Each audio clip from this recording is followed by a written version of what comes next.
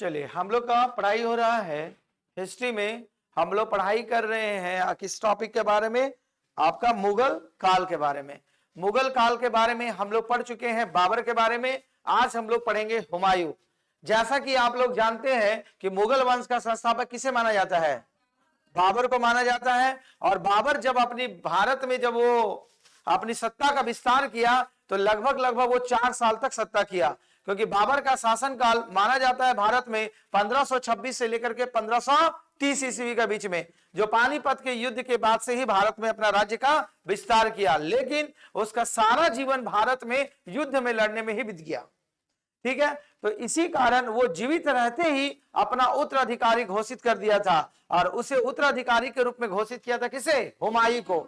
तो हुमायूं, जैसा कि बाबर के 4 पुत्र संतान थे, ठीक है, 4 पुत्र थे, रहने दो थोड़ा, 4 पुत्र आपके थे और उसमें 1 पुत्रियां थी। तो जब बाबर ने गद्दी हुमायूं को सोचा तो वो हुमायूं ने सारा साम्राज्य को अपने अंदर में नहीं रखा, वो साम्राज्य को क्या हुआ, अपने भाइयों में भी बांटा। ठीक है, तो याद रखिएगा, कभी कभी एग्जाम में क्वेश्चन पूछा जाता है कि बाबर की कोई बेटी भी थी, उसका बेटी का नाम भी याद रखिएगा, ठीक है, जिसका नाम था गुलबदन बेगम। ठीक है, वही गुलबदन बेगम आगे चल के हुमायूं नामा की स्थापना करता है। तो आज हम लोग प्रारंभ करेंगे हुमायूं के बारे में। तो जैसा कि आप लोग जानते हैं, हुमायूं जो था, हुमायूं का जीवन शांति प्रिय था। ठीक है, हुमायूं का अगर पूरा नाम अगर एग्जाम में पूछा जाएगा तो आप बताएंगे हुमायूं का पूरा नाम क्या है? नसरुद्दीन मोहम्मद हुमायूं। तो हुमायूं कभी कभी एग्जाम में पूछा भी गया है रेलवे के एग्जाम्स में कि हुमायूं का पूरा वास्तविक नाम क्या था, पूरा नाम बताइए। तो हुमायूं नहीं जानिएगा, उसका नाम जानिएगा, नसरुद्दीन मोहम्मद हुमायूं। अब इसमें जब इसकी यहां पर एक डेट लिखे हुए हैं 1530 और 1556, लेकिन इस डेट में कंफ्यूजन है। कंफ्यूजन ये है कि हुमायूं जो होता है मुगलिया सल्तनत पर 2 बार आसीन हुआ था। एक बार जो चला था, ये शासन किया था 1530 ईस्वी से लेकर के 1540 ईस्वी तक, और 1540 ईस्वी से लेकर के 1545 ईस्वी तक जो शासन चला, 55 ईस्वी तक जो शासन चलेगा, इसी का बीच में चलेगा शेरशाह सूरी का। ठीक है, फिर शेरशाह सूरी को पराजित करता है और 1555 से 1556 ईस्वी का बीच में यह दिल्ली की गद्दी पर आसीन होता है। इसीलिए यहां मेंशन किया गया इस तरह से डेट कि 1530 ईस्वी से लेकर के 1556 ईस्वी तक।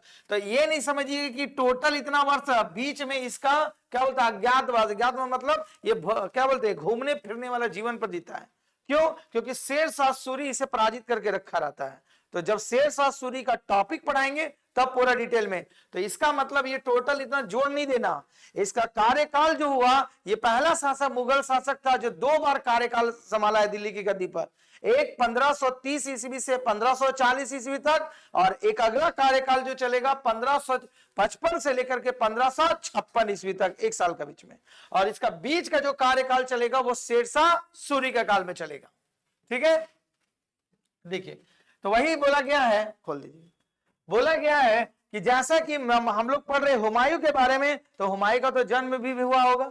ठीक, तो इसमें जन्म का डेट हमने मेंशन नहीं किया हुआ है। अगर एग्जाम में पूछा जाएगा तो हुमायूं का जन्म जो हुआ था 1508 ईस्वी में हुआ था। कब हुआ था जन्म हुमायूं का? 1508 ईस्वी में हुआ था। और बोले कहां जन्म हुआ था? तो बोले काबुल में। कहां जन्म हुआ था? काबुल में। तो हुमायूं का जन्म काबुल में 1508 ईस्वी में हुआ था। ठीक है, और आपके बाद उसके बाद बोला इसके पिता का नाम तो जानते ही हैं, क्या नाम था? बाबर। ठीक है, तो बोला गया है नसरुद्दीन हुमायूं जो होता है 29 दिसंबर 1530 ईस्वी में आगरा में 23 वर्ष की अवस्था में सिंहासन पर बैठा। क्योंकि इसके पिता के देहांत होने के बाद इसकी गद्दी का उत्तराधिकारी किसे बना दिया जाता है? हुमायूं को। तो बैठा दिया, और गद्दी पर बैठने से पहले हुमायूं एक सूबेदार के रूप में काम करता था, और उस जगह का नाम था बदख्शां। क्या नाम था? बदख्शां। ठीक है, बदख्शां। उसके बाद अपने पिता के निर्देश के अनुसार हुमायूं ने, इसके पिता ने जितनी भी संपत्ति संचित की थी उसे अपने 4 भाइयों में बांट दिया था, क्योंकि हुमायूं के 4 भाई और 1 बहन थे। ठीक, एक उसका चचेरा भाई भी था। तो बोला गया वही अपने पिता के निर्देश के अनुसार हुमायूं ने अपने राज्यों का बंटवारा अपने भाइयों में कर दिया। तो पहला उसका जो भाई जिसका नाम होता है क्या, कामरान, कामरान का कौन सा क्षेत्र दिया था, काबुल और कंधार दिया गया था। फिर उसके बाद मिर्जा अस्करी को जो दिया था वो कौन सा क्षेत्र दिया था, संभल। फिर उसके बाद हिलांद को जो क्षेत्र दिया था अलवर और मेवाड़ दिया गया, जागीर दिया था। और उसका एक चचेरा भाई था जिसका नाम था सुलेमान मिर्जा को, जो हुमायूं ने कहां का शासन संभाल दे दिया था, बदख्शां का। ठीक है, आधा ख है, ठीक है, बदख्शां का प्रदेश, क्योंकि हुमायूं पहले यहां का ही सूबेदार था। तो आपसे एग्जाम में क्वेश्चन पूछा जाएगा, जैसे कल आपको कराए थे, बार बार इसलिए बोले कि एज ए वन लाइनर का तरह मत पढ़िए, एग्जामिनर क्वेश्चंस आपका असाइनमेंट के भीतर से ही दे रहा है, लेकिन कहने का मतलब थोड़ा सा रुकिए, समझिए, आपको सारा जवाब वहां से मिल जाएगा।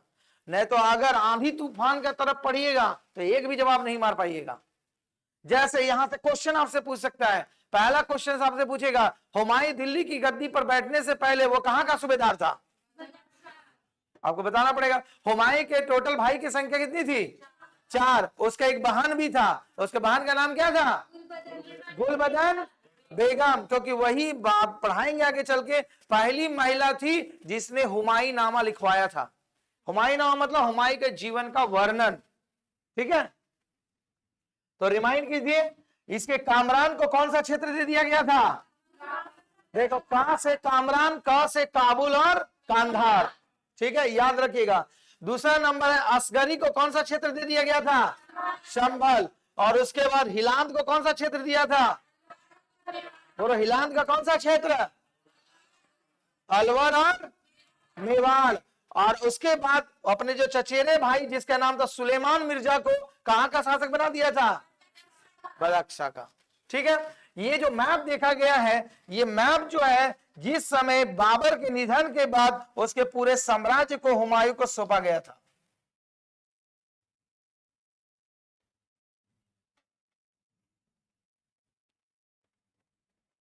ये पूरा का पूरा साम्राज्य अपने जीवन काल में हुमायूं को सौंप दिया था। कौन सौंपा था, बाबर, बाबर ही ना सौंपेगा, तो बाबर सौंपा गया था। तो देखो, इसीलिए देखो, ये काबुल से उन्होंने अपनी यात्रा किया था और दिल्ली की गद्दी पर, आगरा में वो दिल्ली जो है आपका दिल्ली के सिंहासन पर बैठाया था। लेकिन हुमायूं का जो राज्याभिषेक किया गया था वो आगरा में किया गया था, दिल्ली में नहीं, ठीक है। देखो, उसके बाद बोला गया है हुमायूं जो वास्तविक में दिल्ली के गद्दी पर बैठा, तो ऐसे नहीं कि गद्दी पर बैठ गया, उसको फिर बोला जाता है ना, किसी को अगर संपत्ति भी मिलता है तो साथ में चुनौतियां भी मिलती है। जैसा कि आप लोग बोले थे, बाबर जो था, बाबर के शासन काल में आपका अफगान को पूरी तरह वो समाप्त नहीं किया था। तो क्या हुआ, जब बाबर का उत्तराधिकारी कौन बना, हुमायूं बना, तो साथ में उसकी जितनी भी दुश्मन था वो भी उसको मिला। किसको मिला, हुमायूं को मिला। इसीलिए जब वो गद्दी पर बैठा तो वो ऐसा माना जाता है इतिहासकारों को, उसको 3 चुनौतियों का भी सामना करना पड़ा था। पहला चुनौती वो था कि दिल्ली की गद्दी पर जब वो बैठा तो वो अफगान को समाप्त नहीं किया था, इसलिए अफगान लोग भी फिराक में थे कि कब हम दिल्ली की सत्ता पर आसीन हो, पहला। दूसरी नंबर बात हो, जैसा जानते हैं कि हुमायूं बाबर का सारा जीवन भारत में युद्ध लड़ते लड़ते बीत गया था। तो युद्ध लड़ते लड़ते बीत जाएगा तो उसका क्या हुआ, राजकोषीय पूरा खजाना खाली हो गया था।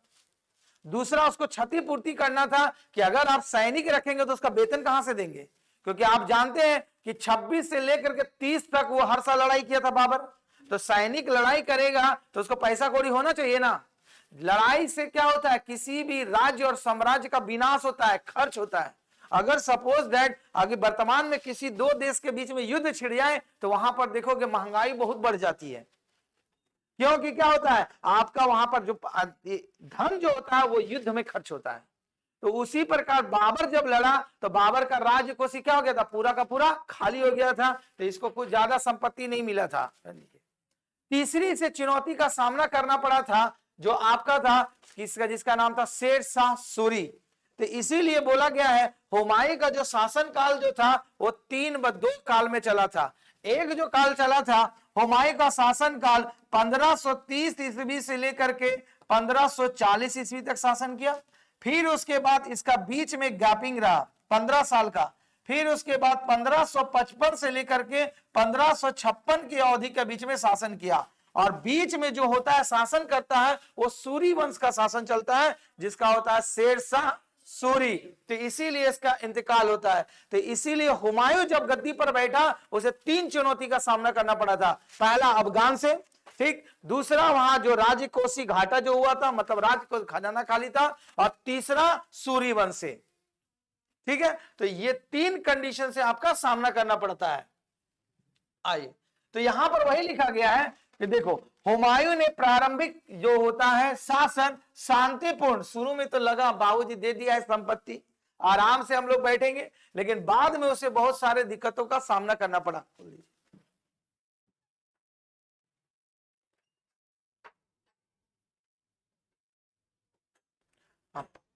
5 तक एंट्री कर जाइएगा, नहीं तो नहीं देंगे, कल से खुल बोला गया है। तो इसीलिए शांतिपूर्णता, तो वही बोला गया, किंतु हुमायूं ही के प्रमुख विरोधी जो पहला नंबर आता है, एक गुजरात का शासक जिसका नाम रहता है बहादुर शाह, ठीक, और दूसरा जो होता है बिहार का शासक जिसका नाम क्या रहता है, शेरशाह सूरी। इसके अलावा भी अफगानी लोग भी इसके शासन कर रहे थे। तो प्रमुख रूप से 3 बताया गया है, सैनिक वाले को कम। तो ये जो हुआ था, ये जो बहादुर शाह का कहानी क्या था, देखो यहां से पहले समझो। तो जब ये शासन व्यवस्था कर रहा था, उस समय चित्तौड़गढ़ में एक महारानी हुआ करती थी जिसका नाम रहा था, क्या था, कर्णवाही। तो कर्णवाही जो था वो वहां के जो गुजरात के शासक थे बहादुर शाह के अत्याचार से बहुत ही पीड़ित थे। तो अत्याचार से पीड़ित थे, तो उस समय दिल्ली की गद्दी पर कौन शासन कर रहा था आपका, दिल्ली की गद्दी पर कौन कर रहा था, हुमायूं कर रहा था। तो दिल्ली की गद्दी पर हुमायूं कर रहा था, किसी से सहायता मानेगा। तो ये महिला थी, तो ये क्या हुआ, बोला किसी को भी अगर मनाना है तो कुछ रिलेशनशिप करना पड़ेगा। तो हुमायूं के लिए क्या हुआ, मदद मांगा और भेंट स्वरूप उसको क्या पेश कर दिया, राखी। अब हम लोग जानते हैं हिंदू परंपरा के अनुसार राखी भेंट करने का मतलब होता है उसको भाई बनाना, ठीक। और जब कोई व्यक्ति किसी को भाई बना लेता है तो उस भाई का फर्ज होता है अपनी बहन की रक्षा करना। तो जब वो हुमायूं जब इसे कर्णवाही को क्या हुआ बहन मान लिया, तो डेफिनेटली इसकी रक्षा करेगा।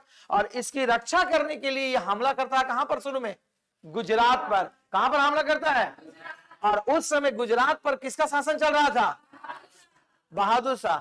लेकिन इतिहासकारों का ऐसा मानना है कि जब तक वो कर्णवाही को मदद करने के लिए गई थी, तब तक ये क्या हो जाता है, बहादुर शाह कब्जा कर लेता है साम्राज्य को, और ये क्या हो जाती है, जोहार हो जाती है। क्योंकि आप लोग को पढ़ाए थे कि जोहार का मतलब ये होता है जब किसी शासन पर, किसी साम्राज्य पर कोई दूसरे लोगों का शासन हो जाता है, तो वहां महिलाएं अपने अस्तित्व की रक्षा के लिए क्या हो जाती थी, जोहार हो जाती थी, माने सती अपने हो जाती थी। तो ये भी चित्तौड़ की रहने वाली थी कर्णवाही, तो ये क्या हो जाती है, सती हो जाती है। लेकिन आगे चल के ये बहादुर शाह को कौन, हुमायूं पराजित करता है और गुजरात पर क्या करता है, अपना आधिपत्य स्थापित कर लेता है। तो वही बोला गया, देखो लिखा गया है, हुमायूं जो होता है कर्णवाही की रक्षा के लिए सेना लेकर जाता है, किंतु कलिंजर के शासक प्रताप रुद्रदेव के हुमायूं से युद्ध हो गया, जिससे पहुंचने में देर हो जाती है। जब वो गुजरात की तरफ रवाना होता है तो उससे पहला लड़ाई हो जाता है किसके साथ, कलिंजर का जो शासक होता है जिसका नाम क्या होता है, रुद्र प्रताप देव। इसी कारण होता है वो गुजरात नहीं पहुंच पाता है। कौन नहीं पहुंच पाता है, हुमायूं नहीं पहुंच पाता। अगर नहीं लड़ता तो पहुंच ही जाता, लेकिन रास्ते में ही कलिंजर का शासक जो होता है रुद्र प्रताप देव उसको रोक लेता है। किसको रोकता है, हुमायूं को। तो इसी कारण से देखो वो क्या था, हुमायूं पहुंचने में देर होती है, जिसके कारण कर्णवाही को क्या होना पड़ता है, जोहार हो जाना पड़ता है। लेकिन हुमायूं बहादुर शाह को बाद में पराजित करता है। कब पराजित करता है, ठीक है। और ये जो सर्वप्रथम जो 1531 ईस्वी में सर्वप्रथम जो अभियान चलाया था किसके खिलाफ, कलिंजर। किसके खिलाफ, प्रताप रुद्रदेव के खिलाफ। वही ना हमला करता है। हुमायूं गुजरात की ओर बढ़ता है, रास्ता में कलिंजर मिलता है, मध्य प्रदेश के आसपास का एरिया। तो वहां पर मिलता है, तो रास्ते में तो रोक लेता है। कौन रोक लेता है, रुद्रदेव रोक लेता है। तो जब रोक लेगा तो पहुंच पाएगा। मान लीजिए आपका टाइमिंग है 8 बजे आने का, अब रास्ता में आधा घंटा बतियावे लग गए तो 9 बज गया, तभी ना 10 बजे यहां पहुंचेगा, नहीं तो अपना पंचुअलिटी पर सब पहुंच जाएंगे। तो सेम कंडीशन यहां पर था। तो इसी कारण क्या होता है, लेकिन बाद में वो जिसे बहन मानती है, बहन किसको मानती है, वो कर्णवाही को। तो वो जो बांधती है, तो लास्ट में उसको क्या होता है, उसको उस जगह को, मतलब कौन सी जगह को, गुजरात को वो क्या होता है, जीत लेता है। बाद में आगे चल के आपका कलिंजर विजय के बाद हुमायूं जो होता है गुजरात पर विजय प्राप्त करता है, लेकिन अपनी बहन को नहीं बचा देता है। बहन मतलब मुंह बोला बहन, उसका वास्तविक बहन का नाम था कौन, गुलबदन बेगम। याद रखिएगा उसका ओरिजिनल बहन वो थे, ये मुंह बोला बहन मतलब राखी वाला बहन। ठीक है, इसके बाद बोला गया है कलिंजर अभियान जो होता है हुमायूं के शासन बनने के बाद पहला अभियान था। तो देखो हुमायूं जो होता है आपका पानीपत का लड़ाई में भी अपने पिता का साथ लड़ा था, ठीक है, लेकिन वो था क्या, उस समय वो दिल्ली की गद्दी पर नहीं बैठा था, वो अपने पिता का नेतृत्व में लड़ रहा था हुमायूं। लेकिन जब वो दिल्ली की गद्दी पर बैठा तो शासक होने के बाद अगर पूछा जाएगा हुमायूं का प्रथम अभियान जो था वो किसके खिलाफ था, और वो कब लड़ा था, तो याद रखिएगा हुमायूं दिल्ली की गद्दी पर बैठने पर पहला युद्ध जो लड़ा था 1531 ईस्वी में, क्योंकि 1530 ईस्वी में वो दिल्ली की गद्दी पर बैठा और 31 में कलिंजर में युद्ध लड़ा और उसके विजय अभियान का पहला अभियान था। ठीक है, उसके बाद आगे जो लिखा हुआ है देखो, हुमायूं को अफगानों के विरुद्ध भी अभियान चलाया। कब चलाया, 32 ईस्वी में, और उस अभियान को कहा जाता है दोहरिया या दौरा अभियान, क्योंकि अफगान लोग भी फिराक में आपको पहले बोले थे लगे हुए थे, क्योंकि अफगान शासक को कौन, बाबर उसको पछाड़ के मैंने उसको भेज दिया था, दिल्ली की सत्ता पर नहीं आने दिया था। तो इसीलिए दूसरा आगे चल के जो 1532 ईस्वी में हुमायूं जो युद्ध लड़ा वो अफगानों के खिलाफ लड़ा और उसे किस नाम से जाना जाता है, दोहरिया। ठीक है, जिसमें कौन विजयी रहा था आपका, हुमायूं विजय रहा था। उसके बाद माना जाता है 1533 ईस्वी में हुमायूं ने एक नगर बसाया था और उस नगर का नाम था दीपपना। यही दीपपना में वो गिर के मरता है, लाइब्रेरी में एक लाइब्रेरी बनाता है, लाइब्रेरी से लुढ़कते हुए सीढ़ी से गिरने के कारण उसका मौत हो जाता है। किसकी, हुमायूं का, बताएंगे आगे। तो आपका बोला जाएगा हुमायूं ने जो एक नगर बसाया था उस नगर का नाम क्या था, अरे बोलो क्या था, कब बसाया था, 35। अफगानों के खिलाफ कब लड़ा था वो, देखिए जीवन में लड़ाई चल रहा है, वो जो भी राजा बनेगा, इसीलिए अगर आपको जितने भी आपको जिम्मेवारी मिलेगी उतना ही आपका रिस्पॉन्सिबिलिटी बन जाएगा। अगर आप एक अधिकारी बनते हैं, बनना चाहते हैं तो आपको एक अधिकारी की तरह पढ़ना पड़ेगा। अगर एक पियोन बनना चाहते हैं तब आप एक पियोन का स्टाइल में पढ़ना पड़ेगा। आप ये नहीं सोचिएगा कि हम पियोन का पढ़ाई में अधिकारी बन जाएं, ये कभी संभव है नहीं। तो इसको राजा बना तो राजा का तरह इसको रहना भी पड़ेगा, ये नहीं कि दिल्ली की गद्दी पर एकदम ऐसो आराम से होते रहे। इसको लड़ना पड़ेगा, सामना करना पड़ेगा, क्योंकि जो जितनी पोस्ट ऊंचे पर जाएंगे उसकी जिम्मेवारी और चुनौतियां भी उतनी बनती जाएगी। जैसे 10 में पढ़ते थे तो देखो कम टेंशन रहता था, आराम से खेल कूद रहते थे, 1 घंटा पढ़ ले। 12th में आए थोड़ा और जिम्मेवारी बढ़ा, ग्रेजुएशन बढ़ा और बढ़ा, कॉम्पिटिशन में जाओगे और बढ़ेगा, अगर हाई लेवल पर स्टडी करोगे तो और जिम्मेवारी बढ़ेगा। अब ये सोचोगे कि हम क्या बोलते कंपटीशन का अच्छा एग्जाम निकाले और 10 स्टैंडर्ड वाला पढ़े तो नौकरी होगी, नहीं होगा, उसी 10 स्टैंडर्ड वाला भी होगा। अब अधिकारी नहीं बन पाओगे, तो अधिकारी के लिए अधिकारी की तरह जीना पड़ेगा, सोचना पड़ेगा। बोला जाता है ना कि मनुष्य जिस तरह सोचता है उसकी मनोवृत्ति और उसकी इमेज उसी तरह बनते जाता है। अगर आप किसी के प्रति जिस तरह की सोच रखोगे देखोगे आपका भी कैरेक्टर उसी तरह ढलते चला जाएगा। आप अगर अधिकारी की तरह सोच रहे कि नहीं हमको अधिकारी बनना, अधिकारी बनना, अधिकारी बनना है, तो आपका सब चीज उसी तरह परफॉर्मेंस होना चाहिए। ये बी रिमेंबर्स, याद रखिएगा। आगे चल के 1533 ईस्वी में जिस नगर को बसाता है उस नगर का नाम क्या था, दीपपना नगर। और आगे चल के देखो ये बंगाल का भी आक्रमण करता है, तो यहीं से इसका देखो जीवन में टर्निंग आता है। देखो कौन सा ईस्वी में पहुंच गए हम लोग, 1538 ईस्वी में। जब 1538 ईस्वी में हुमायूं बंगाल अभियान कर रहा था तो बंगाल जब विजेता मतलब जीत गया तो उसका बंगाल का नाम बदल के क्या कर दिया, जनता बाद, क्या कर दिया, बाद। अब जब ये बंगाल विजय से वापस लौट रहा था, ठीक 38 में पहुंच गया, 40 का नहीं, तो जब बंगाल विजय से वापस लौट गया था तो ऐसा माना जाता है कि बंगाल अभियान से पहले जब ये बिहार से क्रॉस कर रहा था तो चुनार एक जगह पड़ता है, ठीक है, सासाराम के पास। तो चुनार से जब जा रहा था तो वहां का जो शासक था वो था शेर शाह सूरी। शाह टाइटल उसको नहीं मिला था पहले, वो शेर क्या था, शेर खां के नाम से जाना जाता था। ठीक है। शाह का टाइटल उसको कब मिलेगा? जब वो चौसा का युद्ध जीत जाएगा तब उसको शाह का टाइटल मिलेगा। आगे पढ़ाएंगे, तब उसका नाम होगा शेर शाह सूरी। जब तक वो चौसा का विजय नहीं जीता था तब तक उसको जाना जाता था शेर खां के नाम से, ठीक है। तो जब ये बंगाल विजय की अभियान पर लौट रहा था कौन? हुमायूं। मैंने जाना, तो उसी क्रम में वो चुनार पर आक्रमण करता है तो जीत जाता है, लेकिन क्या करता है वहां पर फिर वो आगे बढ़ जाता है बंगाल की ओर। कौन बढ़ता है? हुमायूं। तो ये क्या होता है, उस समय तो शेरशाह भाग जाता है, लेकिन जब रिटर्न होता है तो फिर उसके कौन लड़ता है? हुमायूं के साथ शेरशाह सूरी लड़ता है। और उसी जो अभियान चलता है 40 के समय में, देखो लिखते में, बंगाल अभियान से लौटते समय उसकी सेना शेरशाह सूरी से लड़ाई करती है। कब लड़ती है? 39 में। और जिसका नाम चुनार का किला के पास एक जगह है जिसका नाम क्या है? चौसा। इस चौसा के स्थान पर हुमायूं पर आक्रमण होता है और हुमायूं की सेना में भगदड़ मच जाती है और इसी वजह से हुमायूं पराजित होता है। तो यहां पर छोटी सी स्टोरी है, पहले जान लीजिए। देखो, हुमायूं जो शेरशाह रहने वाला था वो बिहार का रहने वाला था और बिहार में आप जानते हैं कि हमेशा बाढ़ आते रहता है।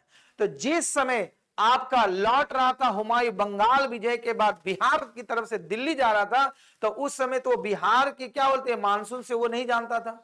तो इतनी आया तो उस, और शेरशाह क्या जाता है पूरी तरह से अपने क्षेत्र से परिचित है। अभी सपोज दैट हजारीबाग आप यहाँ पढ़ाई कर रहे हैं तो आप यहाँ के माहौल से पूरी तरह परिचित है, लेकिन अगर कोई आ जाए, दिल्ली का स्टूडेंट आ जाए, वो कहा जानेगा यहाँ के बारे में?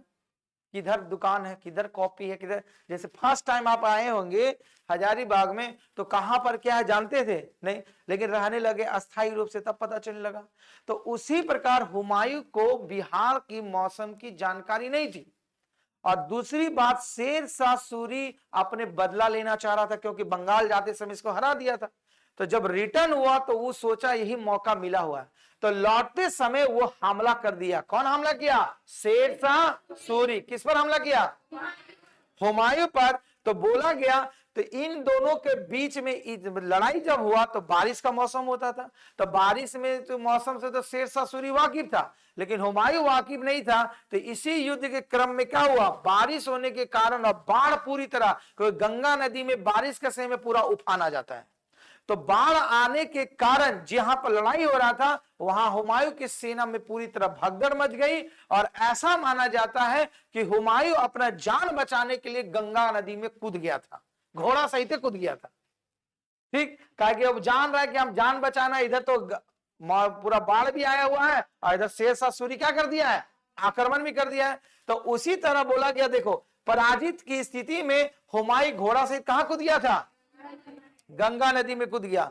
तो गंगा नदी में कूदा तो इसको तैरने उड़ने आता नहीं था, तो इसका एक जान बचाता है। और जान बचाने वाला व्यक्ति क्या होता है? मल्लाह समझते हैं ना, नाविक, जो काम मछुआरा छुआरा काम करता है। तो उसी व्यक्ति का नाम था निजामीन, शहाबुद्दीन निजाम। तो जब देखता है कि कोई आदमी तैरते हुए जा रहा तो इसको जान बचाता है। किसकी जान बचाता है? हुमायूं का। तो देखो हुमायूं का जो जान बचाने वाला व्यक्ति था शहाबुद्दीन निजाम, जो मल्लाह ने बचाई थी, इसी कारण बोला जाता है शहाबुद्दीन निजाम को एक दिन का दिल्ली की गद्दी देता है। तो जब उसको जान बचाता है, किसकी जान बचाता है? हुमायूं को। तो राजा तो जानता है, बोले जान बचाए तो बोलो क्या तुम्हारी ख्वाहिश है? तो बोला आज ही मौका मिला है। कौन बोला? शहाबुद्दीन। तो बोला जीवन भर तो मल्लाह का काम करवे करते हैं, तो बोलता हमको राजा बना दीजिए ना। क्या बोलता? हुमायूं पगला जाता है, बोला हम अपने राज्य के लिए लड़ते जा रहे हैं। आई बोलता राजा, तो बोलता ठीक है तुमने मेरी जान बचाई। कौन बोलता है? हुमायूं। तो तुम्हें हमें एक दिन के लिए दिल्ली की गद्दी सौंपता है। तो अगर एग्जाम में पूछा जाएगा कि दिल्ली की गद्दी पर एक दिन का शासक जो बनाया गया था वो किस व्यक्ति को बनाया गया था? शहाबुद्दीन निजाम। तो यही मौका का तलाश है, तब बोले एक के दिन है कुछ ऐसा काम कर जाए कि जो हमको हमेशा याद रखे। तो ये चमड़ा का सिक्का चलाता है, एक दिन जैसे ही बनता है चमड़ा का सिक्का बना दिया, तब वो फेमस हो गया। कुछ मान लो, अब मान लीजिए आपको एक दिन के लिए मुख्यमंत्री बना दिए, हाँ मुख्यमंत्री बन गए हैं, झारखंड का मुख्यमंत्री एक दिन के लिए बना दोगे, क्या करोगे? पहले आक्रमण कर दोगे। अच्छा प्री प्लान है इसीलिए नहीं, तो बप्पा समान योजना आ जाएगा, है ना? ऐसा थोड़ा ना है। मैंने कुछ तो प्लानिंग करेंगे। अब मान लो कि कोई भी छोड़ेगा ठीक है, मध्य प्रदेश में यह सिस्टम किया गया है। मध्य प्रदेश में एक दिन के लिए बालिका को 1 साल के लिए बनाया जाता है, एक दिन के लिए मुख्यमंत्री वहां नियुक्त किया जाता है। झारखंड में उसी तरह होना चाहिए। तो झारखंड के दिन में बेच देगा, ऐसे तो बेच लिया, पूरा बेच देगा।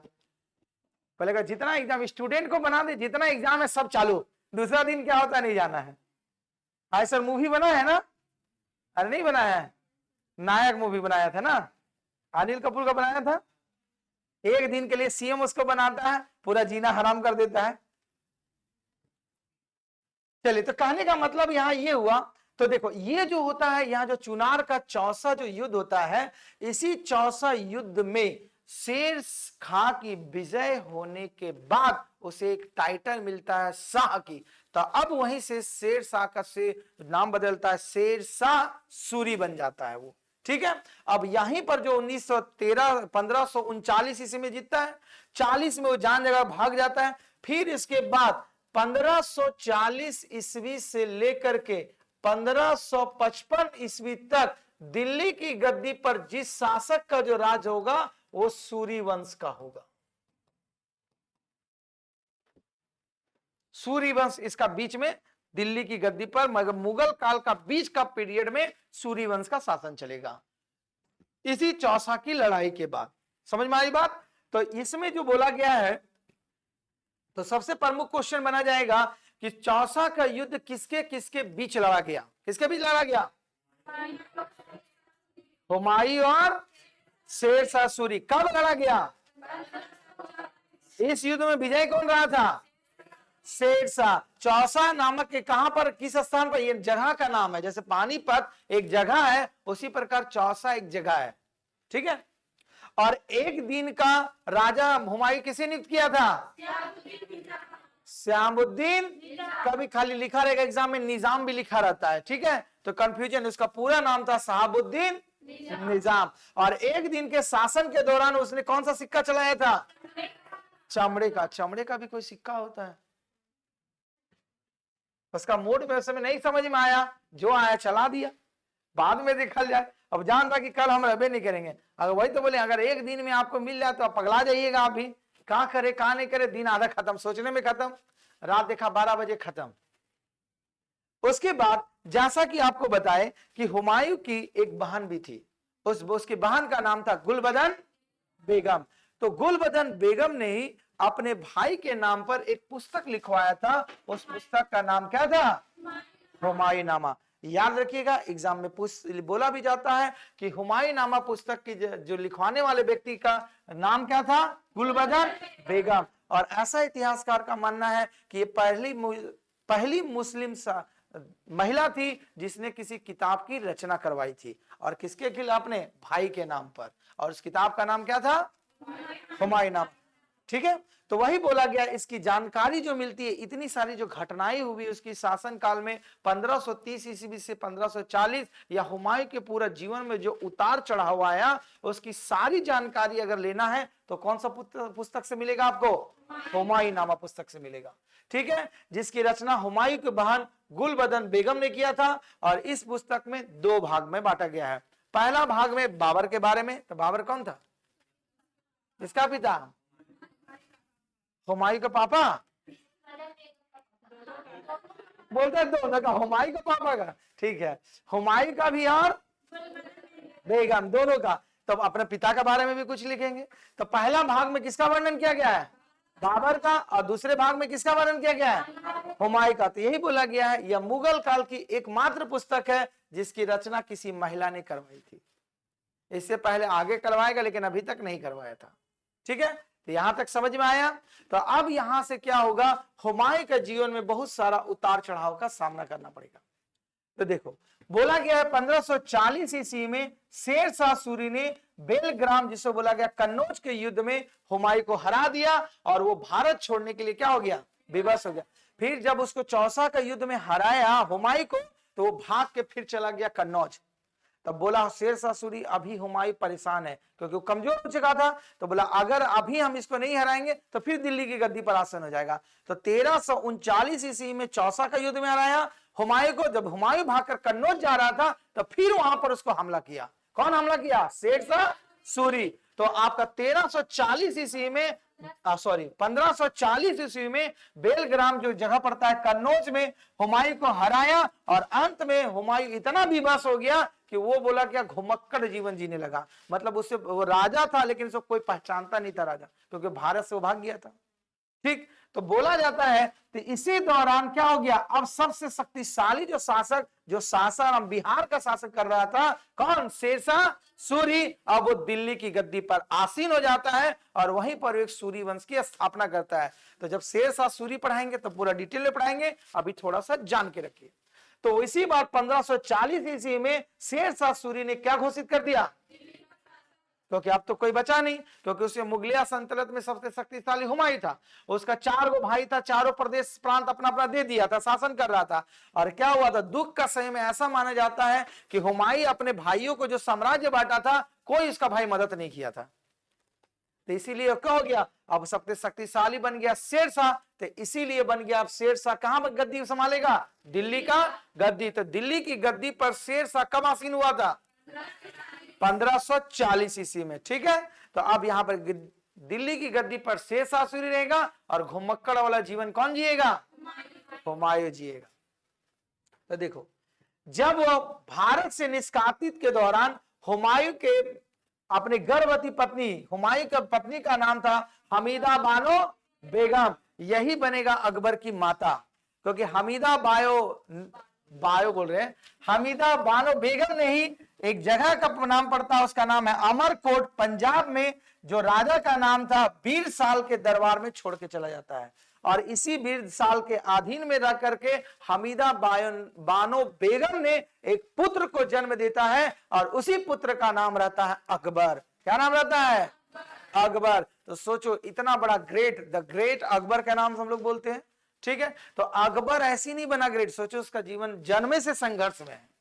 बाहुबली में पानी से निकलता है ना, संघर्षमय जीवन। तो उसी तरह जो भी महान बना है, ये इतिहास की बात नहीं है, प्रेजेंट में भी देखो, हम लोग का जितने भी पूर्वज रहे हैं, जितने भी आंदोलनकारी में रहे हैं, भले उसका हम लोग माला अर्पण कर देते हैं 15 अगस्त और 26 जनवरी में, कोई लोग साधारण आदमी नहीं थे। महात्मा गांधी राष्ट्रपिता भले बोलते हैं, तो महात्मा गांधी ऐसे कोई साधारण आदमी नहीं था, उसका भी जीवन संघर्ष में गया। वो बैरिस्टर उस जमाने के रहा करते थे। सोचो, वो तो इंग्लैंड में आराम से संपत्ति रहता, कहां दरकार था भारत का आजाद कराना।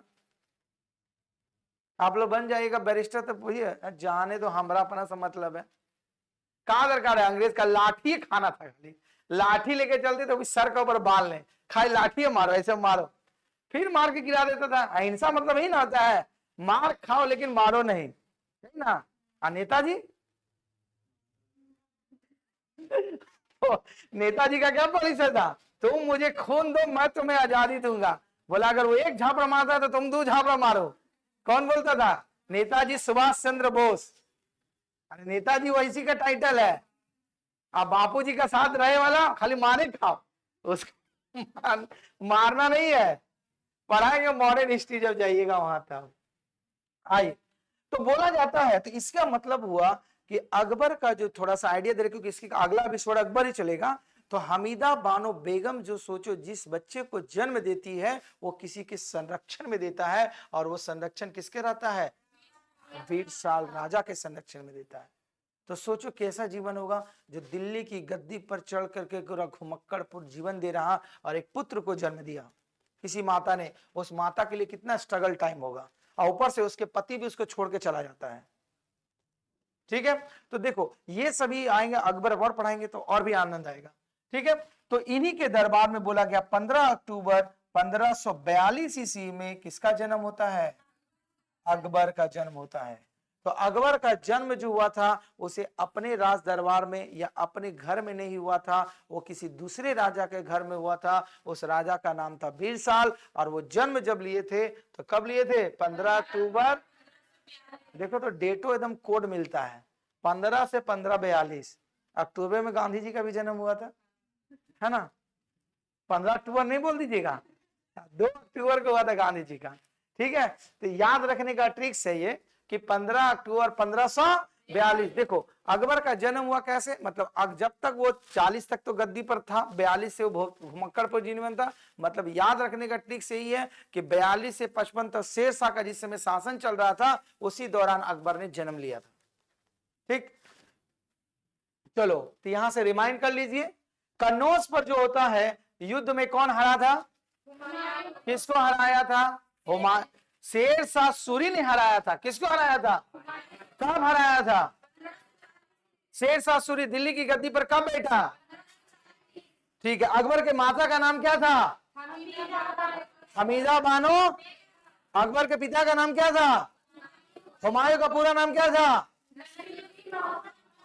वो जो जहरुद्दीन नहीं बोल देना, बहुत सारा जहरुद्दीन बोलता है, नसरुद्दीन मोहम्मद हुमायूं, ठीक है। फिर उसके बाद अकबर का जन्म कब हुआ था, ठीक है, 15 अक्टूबर 1542। देखो इसके बाद बोला जाता है 1545 ईस्वी में शेर शाह की मृत्यु हो जाने के बाद अफगानों में कोई बड़ा शासक नहीं बना था, ठीक है। तो शेर शाह की मृत्यु हो जाती है तो उसके बाद उसका पिता माने पुत्र शासन करेगा, लेकिन वो उतना टैलेंटेड नहीं रहता है।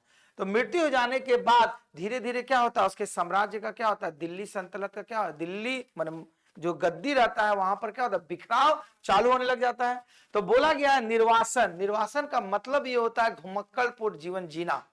तो निर्वासन के दौरान हुमायूं जो होता है काबुल में छिपा था, क्योंकि काबुल का रहने वाला था।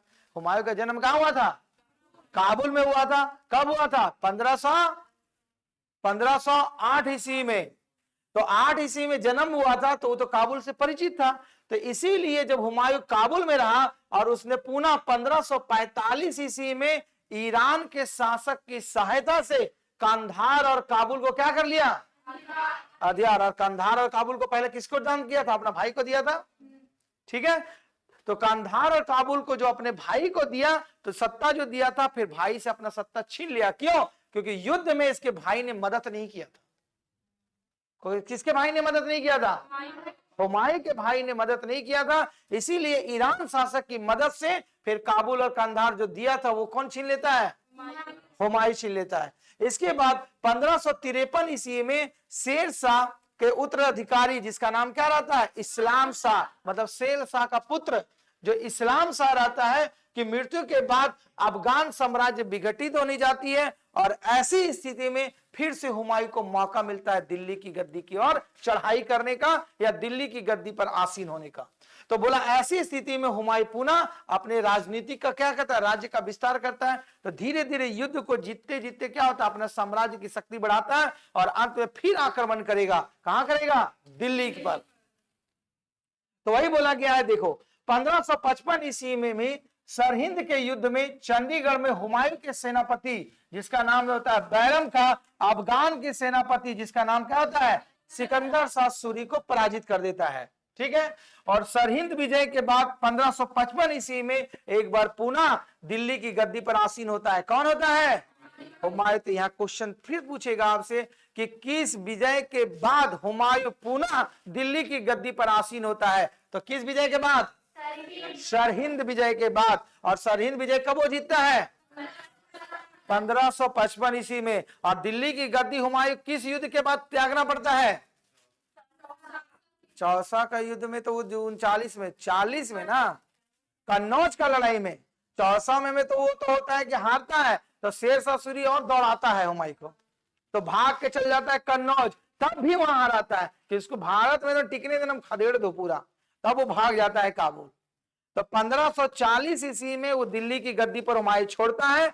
फिर उसके बाद सरहिंद विजय 1555 ईस्वी में जीतने के बाद फिर वो दिल्ली की गद्दी पर क्या होता है, आसीन होता है।